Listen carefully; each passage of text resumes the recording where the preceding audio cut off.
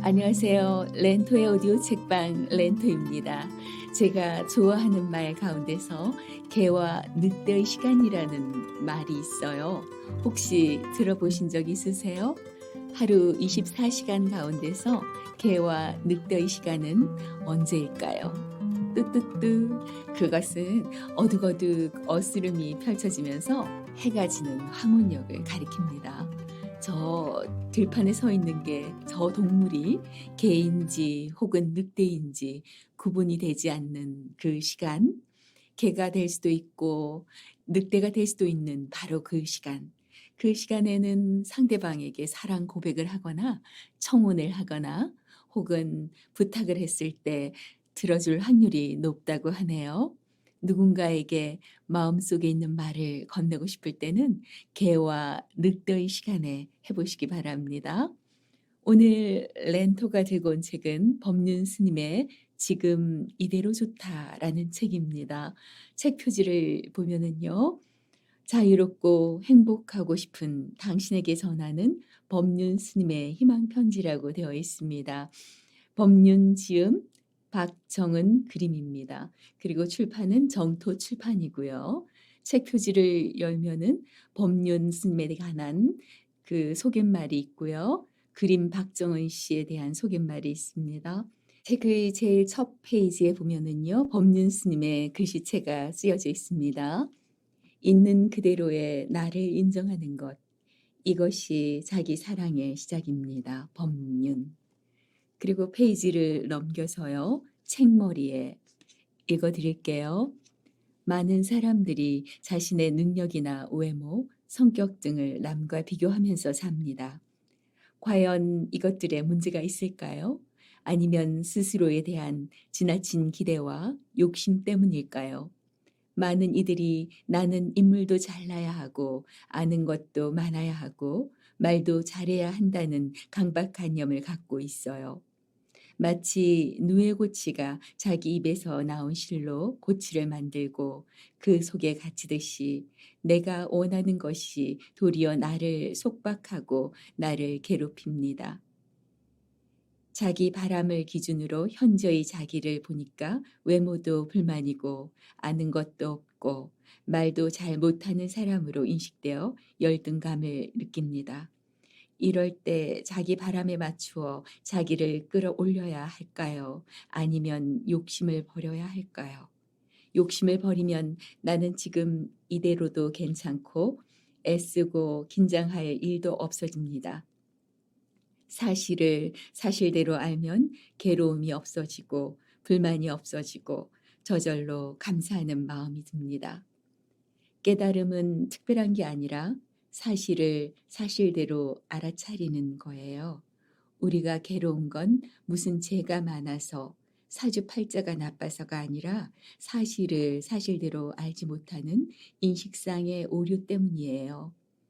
사실을 사실대로 아는 것을 지혜라고 합니다. 실상을 알면 모든 괴로움은 사라져 버립니다.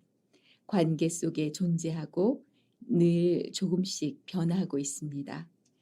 이 책은 법륜 스님의 희망 편지 가운데 높은 조회와 공감을 받은 이야기들을 묶었습니다. 책 속의 이야기처럼 우리들의 마음도 가을 하늘처럼 맑고 밝아 행복하게 살아가시기 바랍니다.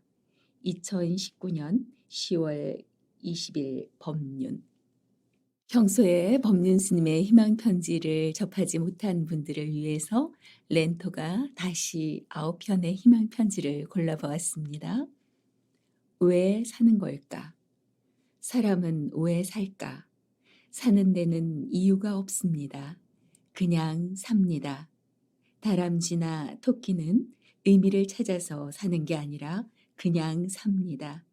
천하 만물이 다 그냥 삽니다. 사는 데는 이유가 없어요. 나는 생각한다. 고로 존재한다. 그렇지 않습니다. 존재가 우선입니다. 생각하기 전에 이미 존재하고 있고 이미 살고 있다는 말이에요. 왜가 아니라 어떻게입니다. 이미 살고 있는데 즐겁게 살 건지 괴롭게 살 건지 그건 나의 선택입니다. 아침에 눈 떠서 살아있으면 오늘은 어떻게 살면 좋을까 하고 생각해 보세요. 스스로에게 물어라. 나는 누구인가? 지금 무엇을 하고 있는가? 어디로 가고 있는가를 봐야 해요. 이걸 보지 못하니 인생이 괴로운 거예요. 그 사람 없으면 못 산다고 좋아하다가 그 사람 때문에 못 살겠다고 헤어지고 그래도 그 사람이 더 나았다며 후회해요. 들어가고 싶은 직장에 재수까지 해서 들어가 놓고 그 직장 때문에 못 살겠다며 사표 쓰고 나와요. 갖은 방법을 동원해 애를 낳아 놓고는 그 애 때문에 못 살겠다고 죽는 소리를 해요. 괴로움의 원인은 자기가 누군지, 어디로 가는지, 지금 뭐 하는지도 모르고 살기 때문입니다. 그러니 가끔은 멈추고 너 누구니? 어디로 가니? 지금 뭐 하고 있니? 스스로에게 물어보세요. 행복과 불행은 내가 만드는 것. 두 눈 다 잘 보이던 사람이 한쪽 눈을 다치면 불행하다고 생각합니다. 하지만 앞을 못 보던 사람이 한쪽 눈이 보이게 되면 행복해 하겠지요. 똑같이 한쪽 눈으로 세상을 보지만 그 조건이 한 사람에게는 불행이 되고 다른 사람에게는 행복이 됩니다. 행복과 불행은 다른 사람이나 어떤 조건이 만드는 것이 아니라 내가 만들 때가 많습니다. 상대를 바꿔야 내가 행복해질 수 있다면 그걸 이룰 수 없을 때는 상대를 탓하거나 절망할 수밖에 없지만 불행의 원인이 나의 어리석음에 있고 사물을 바라보는 관점이 잘못되어서 생긴 문제라면 아주 쉽게 문제를 해결할 수 있습니다. 생각 한번 돌이키면 우리가 인생에서 겪는 사건들은 어떻게 생각하느냐에 따라 힘겹기도 하고 별일 아니기도 합니다. 옛날 어떤 할머니에게 두 딸이 있었는데 큰 딸은 집신 장수에게 시집을 보내고 작은 딸은 우산 장수한테 시집을 보냈습니다.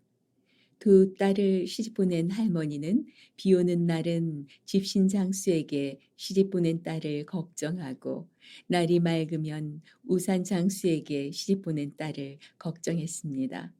그러니 매일 걱정만 하면서 살았습니다.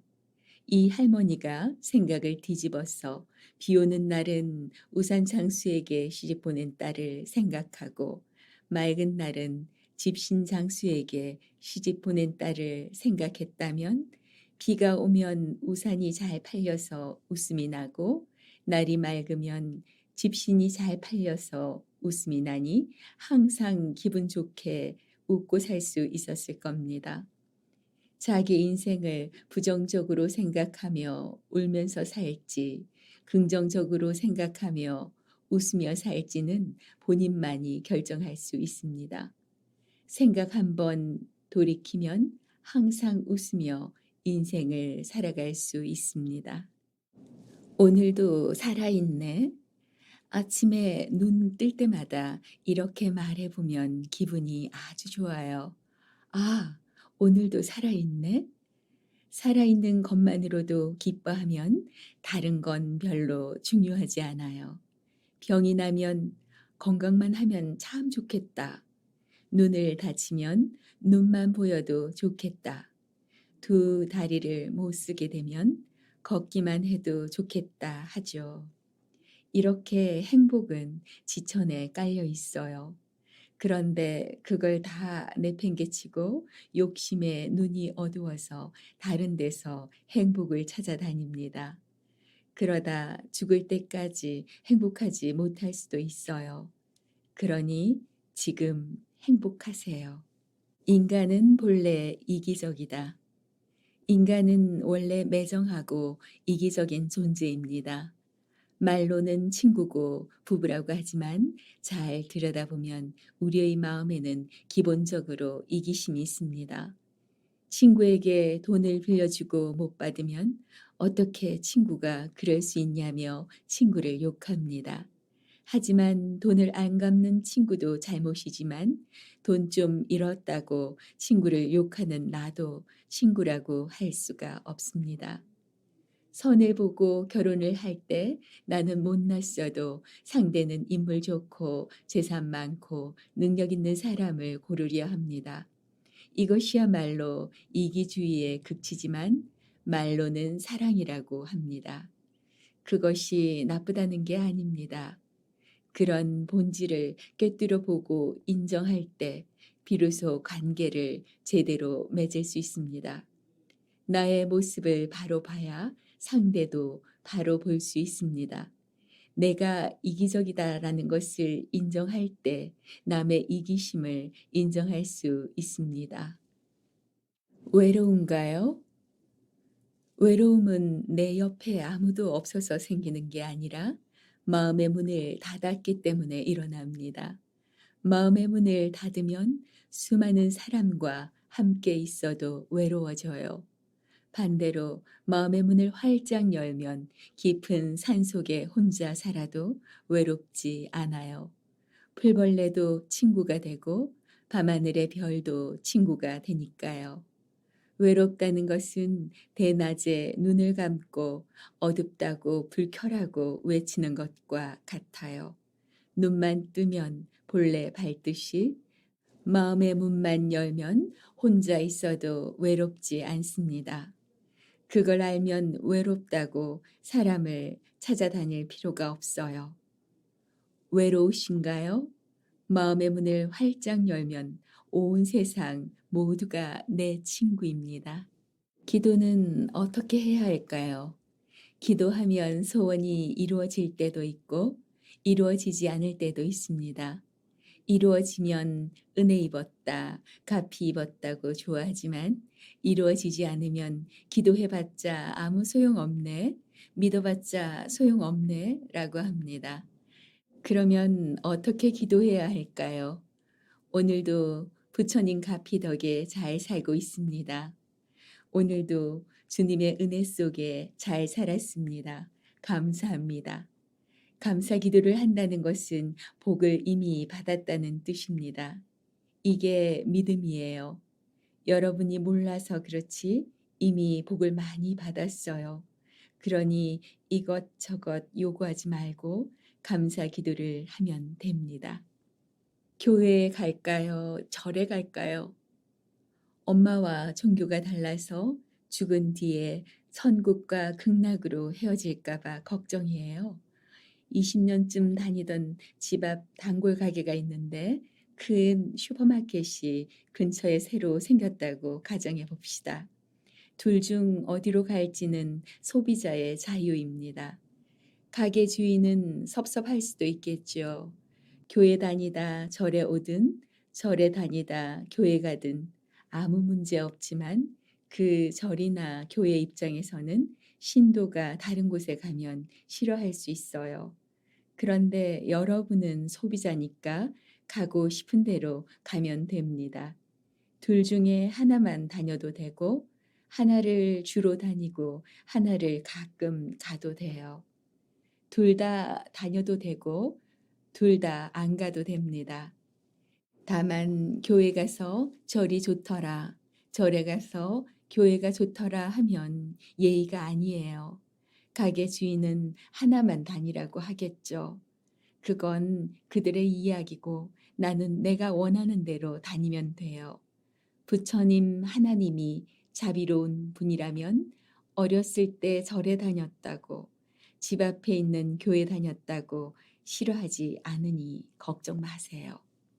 있는 그대로의 내가 참 좋다. 나를 사랑하라는데 방법을 잘 모르겠습니다. 우리에게는 두 가지 나가 있습니다.